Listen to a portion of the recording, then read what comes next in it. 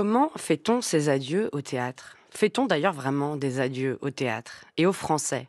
Notre invité est l'administrateur général de la Comédie Française depuis 11 ans. Après 3 mandats, il quitte l'institution. L'occasion pour nous de tirer le bilan avec lui et d'évoquer sa dernière mise en scène, Le Soulier de satin de Paul Claudel, qui part à Avignon et qui est adapté dans les fictions de France Culture. Bonjour Éric Ruff. Bonjour. Merci d'être avec nous. Je vous en prie, c'est un honneur matinal. Alors, comment on se sent quand on s'apprête à abandonner une telle institution? Euh, le sentiment est partagé, le sentiment pas d'un devoir accompli, mais d'une belle participation en tout cas. Et puis, j'ai 56 ans, donc j'ai encore plein de choses à faire. Ça fait 32 ans que je sais à peu près ce que je fais la saison prochaine, donc j'arrive dans un monde assez inconnu et c'est gourmand. Que retenez-vous de ces 11 ans à la tête de la Comédie Française? Tellement de choses que je peux pas le résumer. Plein d'immenses plaisirs. Alors évidemment que la conduite de cette maison, elle est complexe, avec plein de choses magnifiques et puis plein de problèmes rencontrés, évidemment. On a quand même la chance, dans cet exercice-là, de pouvoir pointer son nez dans une salle régulièrement. Voilà. Très souvent, je sors de mon bureau et je passe par la salle, ou alors j'ai un bureau qui est devant une fenêtre qui donne sur l'escalier d'honneur, et de temps en temps, comme par hasard, je rencontre les gens, je vois les gens qui descendent l'escalier à la fin d'un spectacle, et généralement ça remet à peu près tout en place en me disant la finalité est celle-ci. On pourrait retenir une décennie de distinction. Les Molières pour les damnés d'après Luchino Visconti, pour La Nuit des Rois. On pourrait retenir La Fréquentation, qui a été assez exceptionnelle, avec des taux qu'on n'avait peut-être jamais vus, au-delà de 98% parfois dans les salles. On pourrait retenir La Diversité, les metteuses en scène. Oui, tout ça.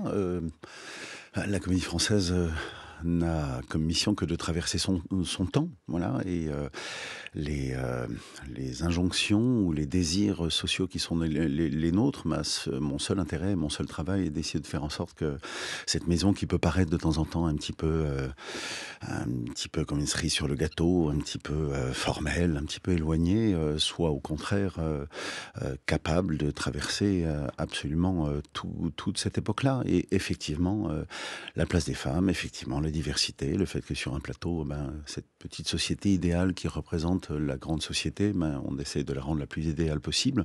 Ça, oui, c'est un travail qui a été fait, et avec plaisir.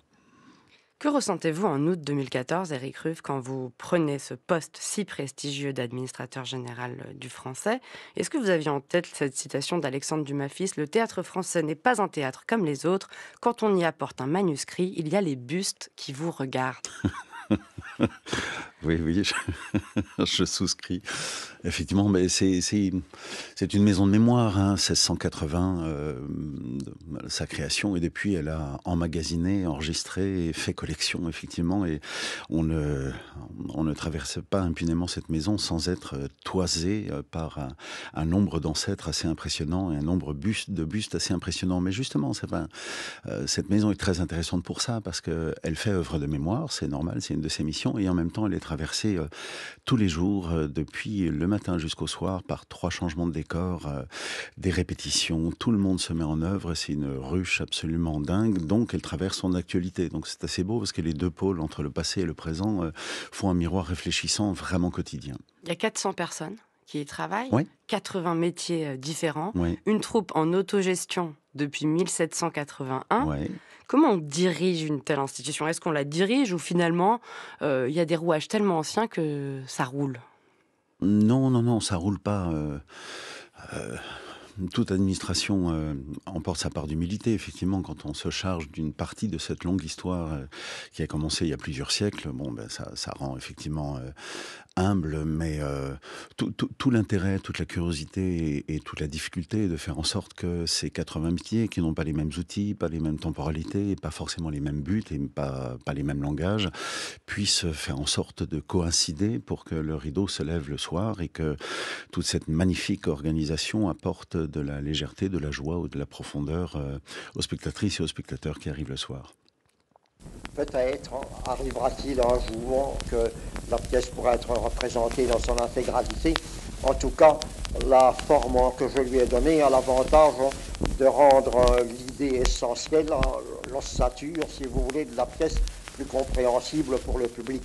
Pour ça, j'ai dû faire le sacrifice de ce que j'appellerais le branchage de la pièce, de l'épanouissement dans l'espace et dans le temps d'une action essentielle.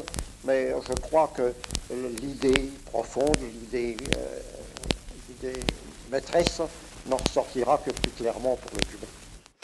Ça vous fait sourire, Éric Ruff, cette voix? Vous Oui, l'avez reconnu? mais Paul Claudel, évidemment. Mais ce qui me fait sourire, c'est que les gens pensent toujours qu'il y a une manière de dire Claudel, alors que quand on l'écoute, lui, il a un accent évidemment qui n'est pas contemporain, qui est absolument inscrit dans son temps, mais je ne me souvenais plus de cette expression, le branchage. Voilà, le branchage de la pièce, c'est-à-dire comment est-ce qu'elle est construite et le fait qu'il dit qu'il faut que l'ossature de la pièce soit compréhensible au public. C'est assez magnifique, c'est ce que j'ai essayé de faire. Alors, Paul Claudel, parce que c'est la dernière mise en scène que vous signez en tant qu'administrateur général pour le Français. Absolument. Elle part à Avignon. Elle sera à Avignon en public au Palais des Papes à la fin du mois de juillet, Oui, du 21 au 25, du 19 du 19 au au 25. 25, pardonnez-moi. Je vous en prie. Pourquoi Paul Claudel et pourquoi ce monument, le soulier de satin?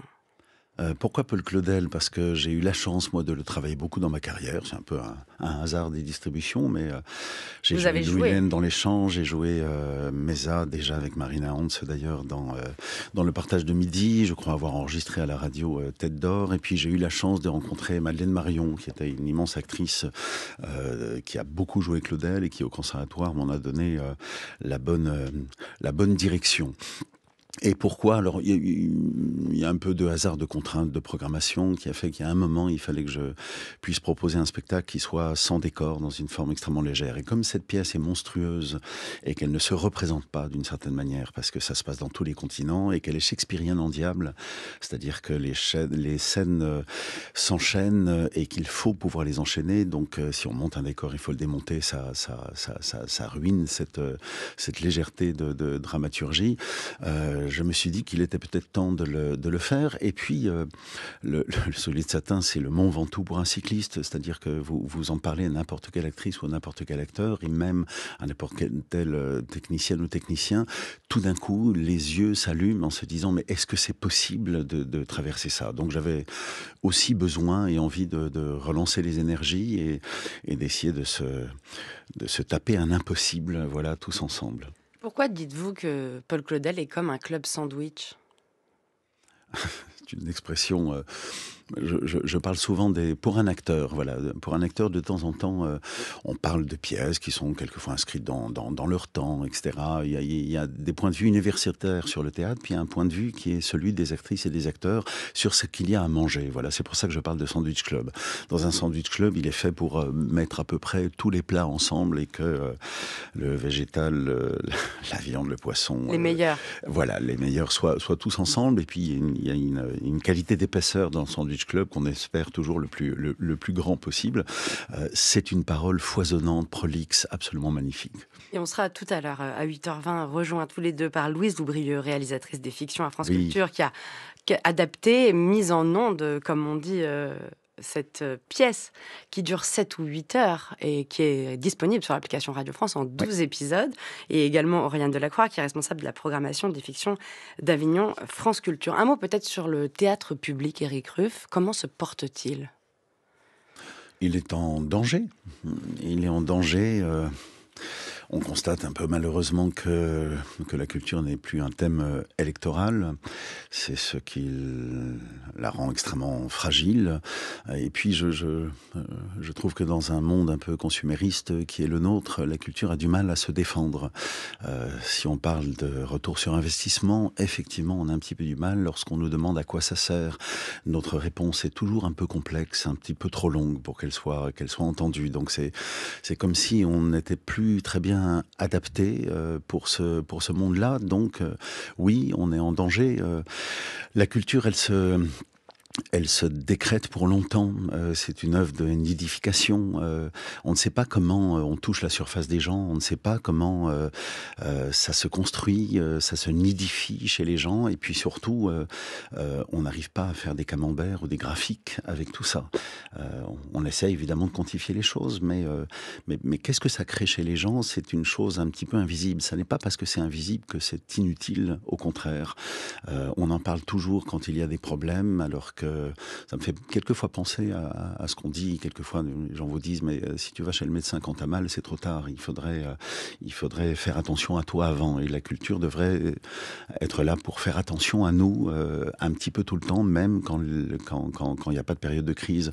Donc voilà, cette notion de théâtre public ou de radio publique ou de télévision publique est une notion qui est attaqué un peu facilement. Voilà, c'est une espèce d'éternel argument que la culture, théâtre public serait élitiste, alors que les salles sont absolument pleines et qu'il y a des records d'audience. Voilà, on sent toujours que c'est un vieil argument un petit peu dogmatique qui est très facile à dire et c'est un petit peu agaçant de l'entendre, quelle que soit la situation. Alors encore une fois, le besoin, la gourmandise des gens de venir dans les salles de théâtre est réel.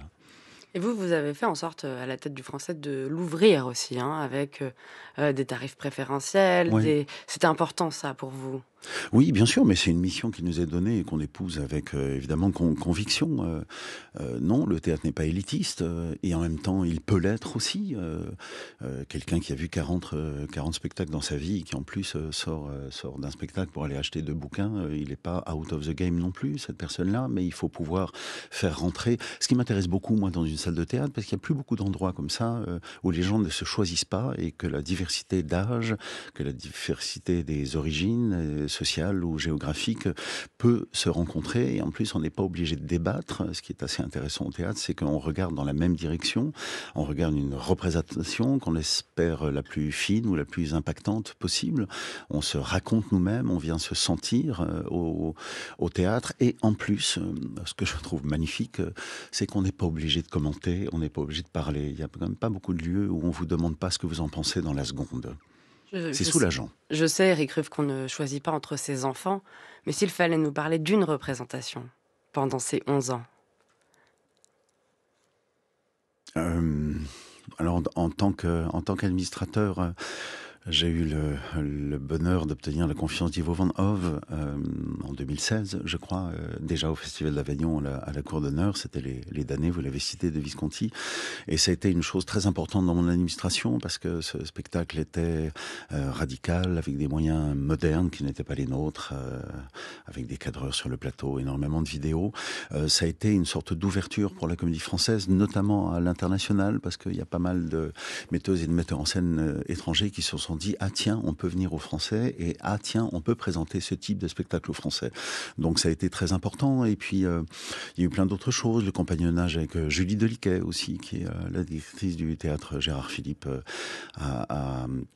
à Saint-Denis, sa méthodologie, sa clairvoyance, son intelligence. Je me souviens d'un Fanny Alexandre qui était une pure poésie. Et puis alors là, mais ça vient de se passer, mais si je devais parler d'une de mes mises en scène, oui, Le Soulier de Satin a été un truc assez extraordinaire pour moi, mais notamment parce que quand un projet a un gros succès, on s'interroge toujours en se disant tiens, mais pourquoi ça marche plus alors que j'ai mis à peu près la même énergie ou la même intelligence dans les autres productions. J'ai le sentiment qu'il y a 30% de ce succès qui tient justement à une sorte d'attente tacite, non formulée des spectatrices et des spectateurs. Parce que le fait de se réunir dans un hors-temps, pendant 8 heures dans une salle de théâtre, pour écouter de la poésie sur une histoire qui peut être lointaine, c'est au temps des conquistadors, le fait de pouvoir chanter ensemble, le fait de pouvoir se sentir longtemps ensemble, de traverser plusieurs entractes où, au bout d'un moment, on finit par se parler. C'est comme quand vous êtes coincé près de la fenêtre dans le TGV, à force de dire « excusez-moi », de monter. Voilà, la conversation vient et je crois que ce succès vient du plaisir que les gens rencontrent à cette chose-là qui n'est pas juste organisée, simplement ils la rencontrent parce qu'ils ont le temps d'éprouver une concorde, tout simplement, qui fait un bien fou actuellement. Que souhaitez-vous à votre successeur, Clément Hervieux-Léger, que le Monde dans un portrait a désigné comme un cavalier élégant à la tête de la Comédie Française? Voilà, j'étais un rude marin. Je souhaite au cavalier élégant, évidemment, tout le bonheur que j'ai pu avoir dans cette maison extraordinaire et avec cette troupe extraordinaire. J'ai toujours dit que le ratio de l'émerveillement était tellement positif, en tout cas il l'a été pour moi par rapport aux emmerdements absolument qui vont avec ce type de poste. Je lui souhaite que ce ratio, encore une fois, vous me posiez la question du théâtre public dans une période qui risque d'être compliquée, je lui souhaite que le ratio de l'émerveillement reste positif. Comme vous, c'est un sociétaire, Ouais, absolument. le 533e en Mhm. 2018. Il a été préféré et choisi par rapport à des candidatures extérieures. Et j'aime bien l'expression que vous utilisez, comme vous, que vous décrivez tous les deux comme des jardiniers et non pas des paysagistes. Ouais. Oui, oui, oui, c'est le président de la République qui décide d'une nomination à la Comédie Française. Moi, c'était François Hollande et je lui avais dit, oui, vous avez le choix entre un jardinier que je suis, avec les qualités de connaissance du jardin, mais le défaut de ne rien vouloir changer éventuellement parce qu'il le connaît depuis trop longtemps et qu'il sait qui a planté quoi et que tout d'un coup, ça ne bougerait pas.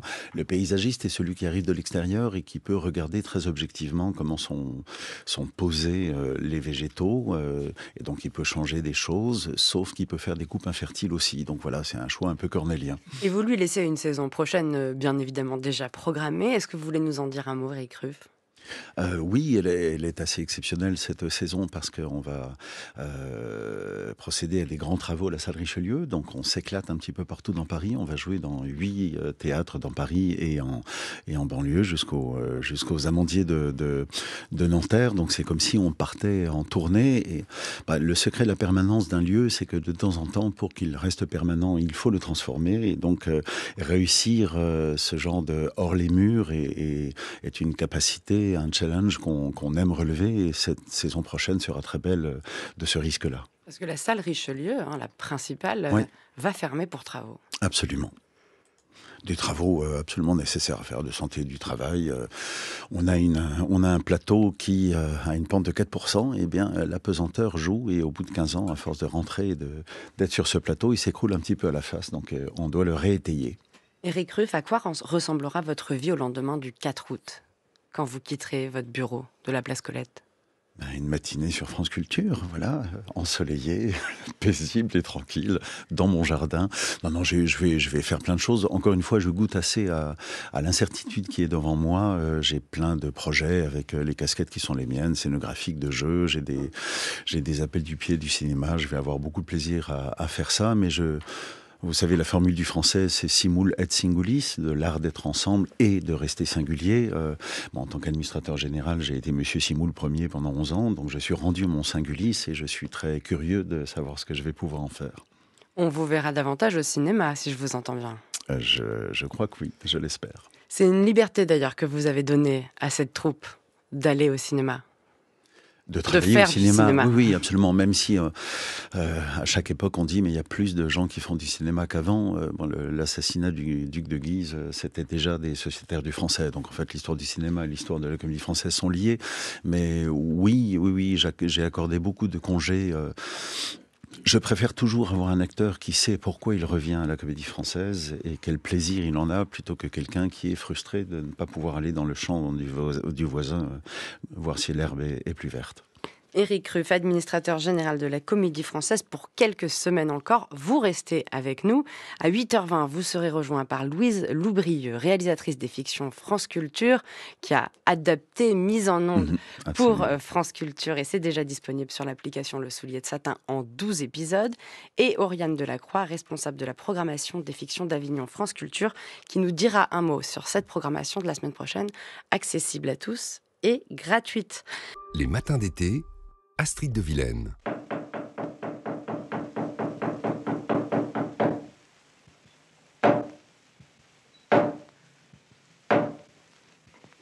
Le soulier de satin, où le pire n'est pas toujours sûr. Action espagnole en 4 journées.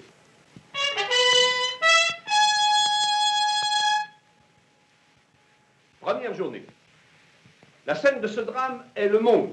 et plus spécialement l'Espagne à la fin du XVIe, à moins que ce ne soit le commencement du XVIIe siècle. L'auteur s'est permis de comprimer les pays et les époques.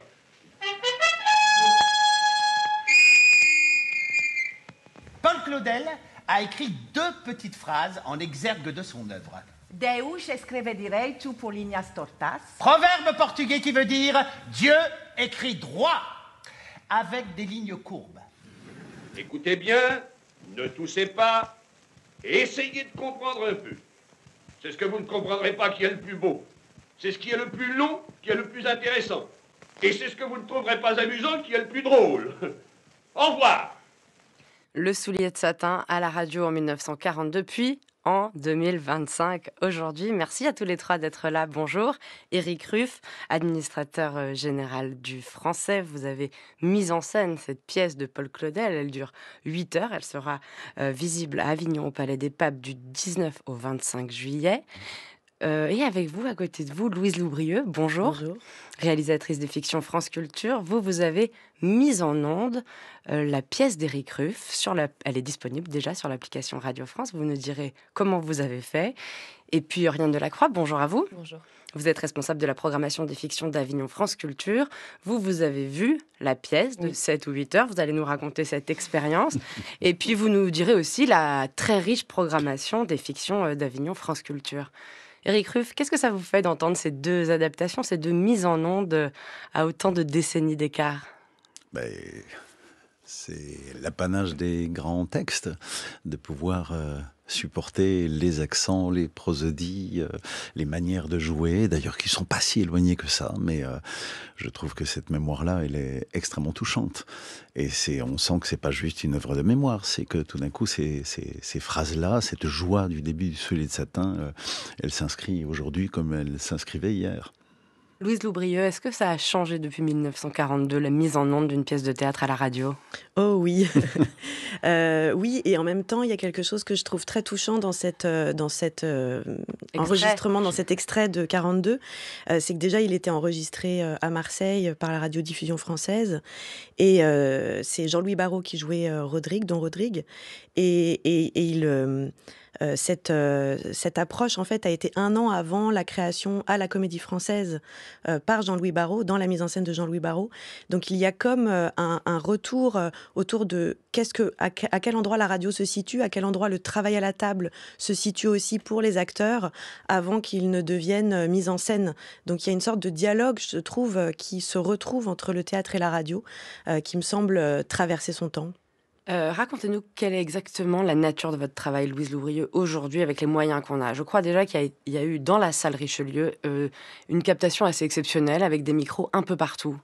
Alors, la mise en scène d'Éric Ruff, le dispositif scénique des équipes de la création sonore sont déjà, parce que tous les acteurs sont au micro, au HF, donc, et il y a une création sonore plus Vincent Leterme et tous ces musiciens qui sont sur scène. La banda chante également et prend en charge toutes les parties chorales. Donc, on va dire qu'il y a un certain nombre de dispositifs au départ, quand on voit le spectacle, qui nous donne tout de suite à entendre que c'est radiophonique. Et après, l'enjeu a été évidemment à la fois de capter ce spectacle et puis dans un travail a posteriori de mixage, d'aller au plus près des voix des acteurs, d'une chose beaucoup plus moderne dans l'approche qu'on peut avoir d'une réalisation radiophonique. Oriane Delacroix, quand vous assistez à ce spectacle au Français en décembre dernier, est-ce que vous le voyez tout de suite en radio ?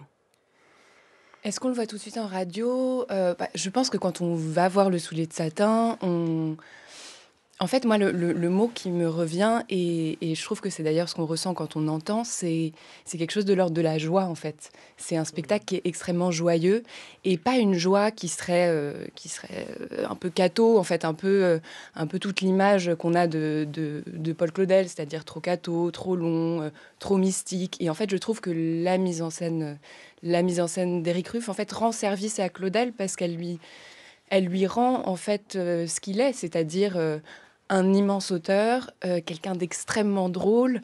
Le soulier de satin est une pièce en fait très très drôle. C'est surtout une très grande histoire d'amour et vraiment une aventure théâtrale. Et c'est ça qu'on ressent en fait dans cette pièce. C'est comme un très long voyage, mais un long voyage avec des péripéties, des grandes marées et surtout beaucoup, beaucoup de joie. Éric Ruff. Oui, la présence du micro, elle peut s'interroger. Moi, j'ai fait plein de mises en scène sans micro. Mais là, pour le coup, mis à part des places acoustiquement un peu difficiles dans la salle, parce que il y a une passerelle qui traverse l'orchestre et donc on parle au milieu des gens, ce qui n'est pas simple pour tout le monde. Mais surtout, je voulais faire en sorte que ce texte foisonnant, magnifique, dense, drôle, ne soit pas un long poème lyrique. Et pour le coup, dans une salle à l'italienne, si on veut parler jusqu'au paradis, il y a un effet de profération quand on n'a pas de micro. C'est comme si un pianiste n'avait plus que 2 octaves et le micro nous aide à avoir les aigus, les graves, à pouvoir descendre sur des choses extrêmement concrètes, presque cinématographiques, et puis lorsqu'on le veut, de partir dans un grand lyrisme si on le veut aussi. Est-ce que vous avez réussi à écouter les 12 épisodes mis en ondes par Louise Loubrieux qui est juste à côté de vous, Éric Ruff? Eh bien, pas encore. Ce sera pour mon jardin breton. Le soulier de satin, c'est quelque chose de planétaire. C'est énorme. Ce n'est plus du tout de la poésie ou de la littérature, c'est de l'évidence, c'est de la chair, c'est de l'humanité. Il y a toujours 2 êtres sur Terre qui sont voués l'un à l'autre. Ces 2 êtres peuvent se rencontrer, c'est la grâce, ils peuvent ne pas se rencontrer, c'est triste, mais ils peuvent aussi se rencontrer et ne pas avoir la permission de s'aimer. C'est-à-dire, ils rencontrent l'interdiction, c'est le cas du soulier de satin. Alors, au moment d'aller vers sa passion, celui qui est noyé par l'amour et par la passion dépose son soulier au pied de la Vierge pour que, quand il ira vers le mal, dit-il, que ce soit avec un pied boiteux. C'est-à-dire que l'être passionné met Dieu dans le coup avec ruse. Mais Dieu a de la patience et il va les guider pour le mieux. Jean-Louis Barrault, comédien metteur en scène, qui a adapté 5 fois Le soulier de satin. C'est très rare déjà d'avoir Le soulier de satin en intégralité, ça c'est encore plus rare, mais qu'est-ce qu'elle vous inspire, cette archive, Louise ? Oh, elle m'inspire. J'avais tout de suite l'image, en fait, je trouve qu'il donne à voir, en fait, tout de suite, j'ai eu l'image de Marina Hans dans son rapport avec l'ange gardien, au moment où, justement, elle fait des ascensions à chaque fois qu'elle est en contact avec l'ange gardien. Il y a un élan de sa part, que ce soit pour monter sur une échelle, ou bien si elle est portée par des guindes au théâtre et elle s'envole. Et en fait, ce moment-là, pour le dispositif radiophonique, était une vraie question pour nous. Parce que ça a été qu'est-ce qu'on donne à voir de l'artisanat aussi, du moment où on entend vraiment le mousqueton s'accrocher à la robe, et en même temps comment est-ce qu'on fait voir que d'un coup elle s'envole, comment elle s'éloigne de nous, et comment est-ce que la douleur de retourner sur Terre s'entend à travers plus de proximité, comme faire un gros plan du cœur et être voilà dans son rapport très intime à ce que la comédienne essaye de jouer à ce moment-là. Éric Ruff, votre pièce, votre mise en scène sera présentée au Palais des Papes d'Avignon cette année, du 19 au 25 juillet 2025, lieu qui a déjà accueilli Le soulier de satin. Mais oui, absolument, il a accueilli, alors effectivement, la création de Barrault, elle est à la Comédie Française, en tout cas en théâtre, et puis à la Cour d'honneur, il y a eu des représentations qui sont devenues mythiques par Antoine Vitesse, avec Ludmilla Michael qui jouait Prouez et Didier Sandre qui jouait Rodrigue. Et là, on y retourne. On ne peut pas s'empêcher de se dire qu'on y retourne dans la mémoire de Vitesse. Didier Sandre, qui était le Rodrigue, joue maintenant Dom Pélage. Donc, il est le mari de la fille de celle qui jouait Prouez à l'époque et qui le joue maintenant. Donc, c'est une histoire de famille recomposée. Et puis, je ne peux pas m'empêcher non plus, et ça, je trouve ça magnifique, de s'inscrire dans la mémoire de Villard aussi. Parce que Villard a initié ce festival avec des grands textes du répertoire, donc réputés denses, complexes, etc., qu'il a vulgarisé dans le grand sens du terme pour rendre populaire. Il le faisait avec des moyens extrêmement réduits à l'époque, et nous, on va avoir des moyens extrêmement réduits, parce que déjà, il n'y avait pas beaucoup de décors à la Comédie Française, mais il y avait la machinerie du théâtre qui me permettait de faire 2-3 transcendances suspendues mécaniquement. Voilà. Et puis alors là, pour le coup, mis à part, il n'y a pas de cintre à la Cour d'honneur, il n'y a que des miracles. On va peut-être pas les attendre tous les soirs. On va prier pour le Mistral et pour la pluie. Mais par contre, voilà, la paupérisation du plateau qui est induite par le fait qu'on a très peu de répétitions, je trouve ça assez. Le pari est assez magnifique et je suis persuadé que Claudel demande. Il a une petite page liminaire à son œuvre où il joue le scénographe, Claudel, ce qu'il n'était pas, mais ce qu'il dit est absolument magnifique sur le fait que le désordre fait partie de l'ordre et que l'impréparation est un plaisir absolument fou. Et donc il dit cette phrase merveilleuse que l'ordre est le plaisir de la raison, mais que le désordre est le délice de l'imagination. Et cette phrase-là, c'est un cornet d'abondance pour les metteurs en scène. Oriane Delacroix, vous qui avez vu la pièce dans la salle Richelieu, est-ce que vous irez aussi dans la cour d'honneur J'irai dans la cour d'honneur. La Je voir vais prolonger un petit peu mon... Non, moi, j'avais eu la chance de voir aussi la captation de la mise en scène de Vitesse. Alors, c'était dans la reprise à Chaillot, mais c'est vrai que tous ces fantômes de l'histoire du théâtre, Éric Ruff disait justement, que Didier Sanjo et Rodrigue, et puis maintenant Pélage... C'est quelque chose qui existe, et qui existe, je crois, très fort au Palais des Papes, que ce soit pour le Soulier de Satin ou n'importe quelle autre pièce. Quand on rentre au Palais des Papes, il y a quand même quelque chose d'une mythologie du théâtre qui est très puissante. Louise Loubrieux. Moi, je peux pas m'empêcher. En fait, je pense comme beaucoup de gens de notre génération, moi, j'ai pas eu la chance de voir cette mise en scène parce que j'étais une petite fille. Mais par contre, j'ai eu la chance de rencontrer plus tard des gens comme Anne Benoît, Daniel Martin et Jeanne Vitesse également. Et en fait, il y avait quelque chose dans mon attente de voir le Soulier de Satin qui était immense. Donc j'ai la sensation qu'aujourd'hui il y a comme pour les auditeurs, vous parliez d'attente tout à l'heure, d'attente importante quand on rentre dans la salle. Je crois que c'est aussi pour ça que le démarrage du Soulier de Satin est si fort dans la rencontre avec les spectateurs et avec les auditeurs. C'est parce que justement il y a cette volonté d'aller vers, de rencontrer, de partager, de nous réunir dans une aventure qui va se tisser ensemble. Mais c'est parce que je voulais effectivement, je savais que les gens s'assoient dans une salle pour 8 heures de théâtre en se disant mais pourquoi j'ai accepté cette purge. Il y a forcément au départ une crainte de ça, et je me disais il faut absolument qu'on saisisse les gens immédiatement dans une chose qui est de l'ordre de la grande fête, et surtout pas du long poème lyrique avec des sachants d'un côté et des obligatoires écoutants de l'autre. Mais parce que ce poème-là, Claudel, son théâtre, c'est pas le poète catholique, c'est pas l'académicien, c'est pas le diplomate. Son théâtre est son journal intime.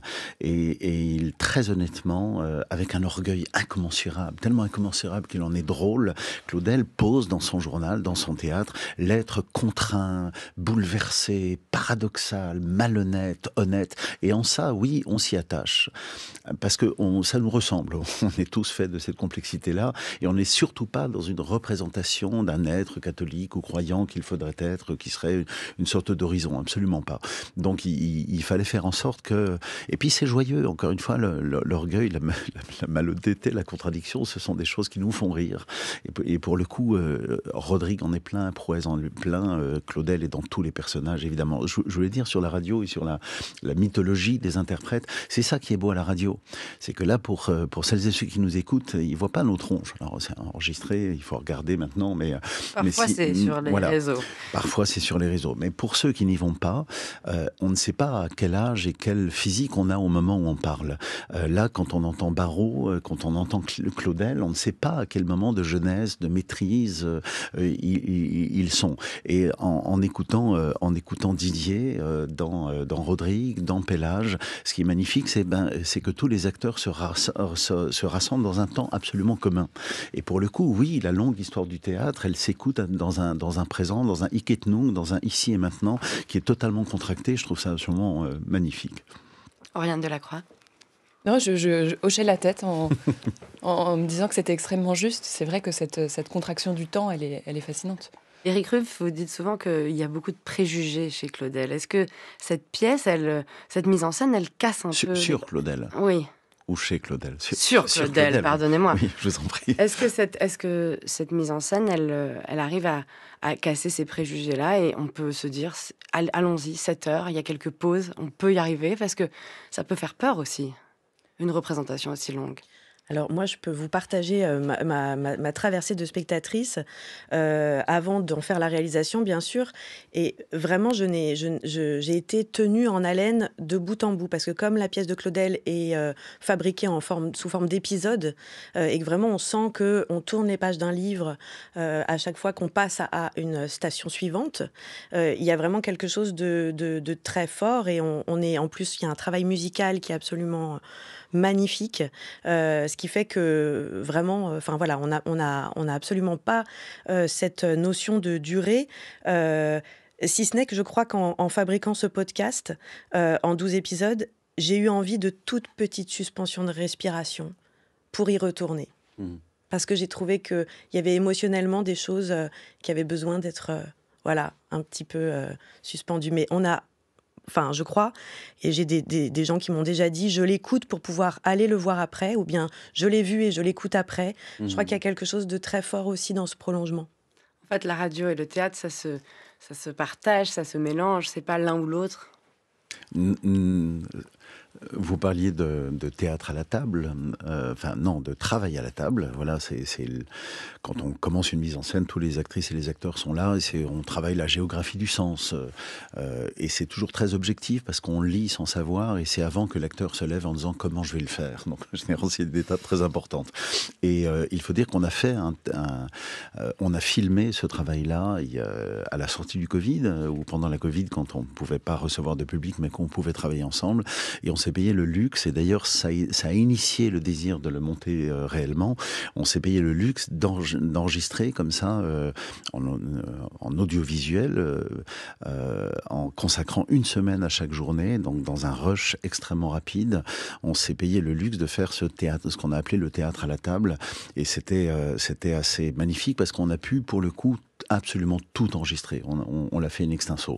Il fallait, moi, que je fasse une adaptation, parce que 12 heures, c'est quand même très très long, et qu'il fallait que je me mette dans un canon exceptionnel, mais quand même de représentation pour Avignon et pour la salle Richelieu. Éric Ruff, administrateur général de la Comédie Française, le soulier de satin dans la cour d'honneur du Palais des Papes d'Avignon du 19 au 25 juillet. Et puis il y a une programmation quand même impressionnante à Avignon et sur France Culture la semaine prochaine, grâce à vous, Oriane Delacroix. Vous pouvez nous en dire un mot ? Oui, bien sûr. France Culture part aussi un peu en troupe, en fait, avec des réalisateurs, des techniciens, des acteurs, et s'installe au Musée Calvet. Donc France Culture est présent au Musée Calvet depuis 1996, je crois, pour une semaine de lecture et de création radiophonique en direct et en public. Donc si vous êtes à Avignon, vous êtes évidemment les bienvenus. L'entrée est libre au Musée Calvet. Et si vous n'êtes pas à Avignon, vous pouvez allumer la radio le soir à 20h et entendre exactement la même chose que ce que les gens vont voir à Avignon. Un formidable exemple de théâtre et de radio. Exactement. Et inversement. Merci à tous les trois d'avoir été avec nous. Louise Loubrieux, merci à vous. Réalisatrice des fictions. On retrouve le soulier de satin d'Éric Ruff sur l'application Radio France en 12 épisodes. Merci à tous les trois. Il est 8h40. Vous écoutez France Culture.